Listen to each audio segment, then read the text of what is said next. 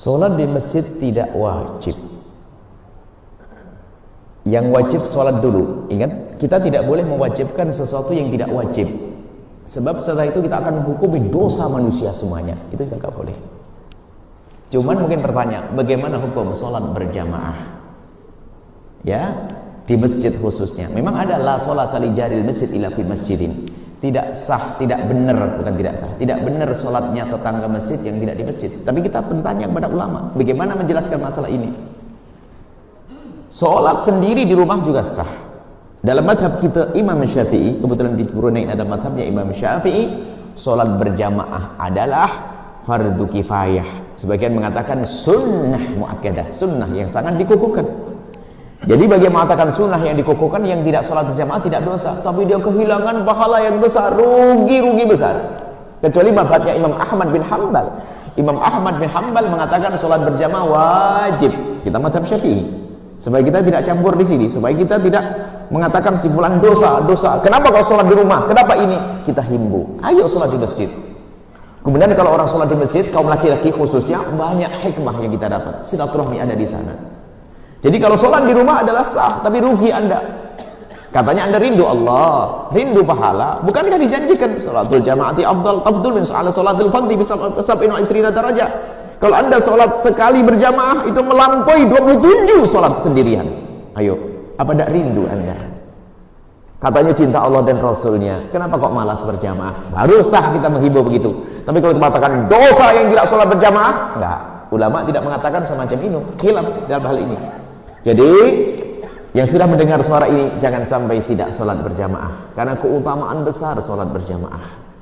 Bahkan di situ ada rahmat, ada berkat yang Allah berikan. Tapi kalau sholat, kemudian di samping itu adalah gampang, mudah diterima oleh Allah. Jadi macam ini. Kalau sholat sendiri, gini loh.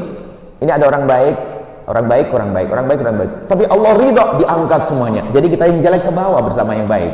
Tapi kalau sendiri, nah, dicek bener. Macam kalau kita di perbatasan, kalau kita rame-rame, ada orang baik satu ya. Ini siapa ini? Oh, Syekh Fulan semuanya masuk semua, beres kan gitu. Tapi kalau satu sendiri siapa? Mana? Bajunya buka, jaketnya buka.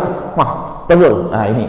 Jadi kalau sholat sendiri itu susah diterima, maka dari itu sholatlah Anda berjamaah. Tapi kita bicara tentang fikih, tidak wajib. Dalam madhab kita Imam Syafi'i dan juga Imam Malik dan juga Imam Abu Hanifah, khusus madhab Syafi'i ada dua sebenarnya, fardu kifayah sama sunnah yang sangat dikukuhkan. Tapi jangan itu menjadikan Anda lemah di dalam melakukan sholat berjamaah. Naudzubillah, ya, upayakan. Kemudian jika Anda memang tidak bisa sholat di masjid karena memang kesibukan yang tidak bisa Anda tinggalkan, Anda hendaknya melakukan sholat berjamaah dengan siapapun. Bahkan begitu dianjurkannya sholat berjamaah, jika Anda datang ke masjid, kok masjid sudah selesai berjamaah Anda sendiri, maka disunnahkan bagi yang sudah melakukan sholat berjamaah untuk menolong dia. Suatu ketika ada pada zaman Nabi macam ini, sudah selesai sholat begini, ada satu orang datang, bingung, toleh kanan, toleh kiri.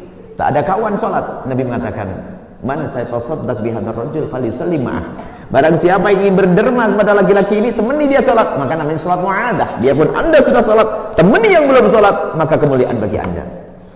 Ada lagi kisah hadis yang serupa. Waktu Nabi sholat macam ini, sholat berjamaah, ada dua orang duduk di sana, tak mau sholat. Setelah Nabi SAW ditanya, kenapa kau sholat? Qad shalayna fi rihalina. Kami sudah sholat di rumah kami ya Rasulullah. Nabi mengatakan, kau sholat di rumahmu bagus. Kemudian kalau kamu ke masjid menemukan sholat berjamaah, jika kau ikut akan menjadi keutamaan untukmu. Jadi mengulang sholat untuk menolong orang berjamaah adalah dianjurkan. Khususnya laki-laki pria yang hebat, soleh-soleh. Jangan sampai istrimu hanya kau tugasi melahirkan saja, akan tapi beri rasa menikmati sholat berjamaah. Misalnya Anda di rumah sholat berjamaah dengan istri terlebih dahulu, baru ke masjid sholat berjamaah di masjid. Istimewa itu, istrinya suruh melahirkan 16 anak lagi, tak pernah merasakan sholat berjamaah. Jadi indahnya kalau suami ngerti ilmu akan melakukan yang demikian. Di rumah sholat, kemudian ke masjid, atau dari masjid pulang ke rumah sambil nunggu istrinya, sayang, ayo aku temani sholat berjamaah. Allah, indah hidup berjamaah. Sholat berjamaah keutamaan. Itu saja. Wallahu a'lam bishawab. Setelah Anda menyaksikan video ini, jangan lupa berselawat kepada baginda Nabi Muhammad sallallahu alaihi wa alihi wa sahbihi wasallam.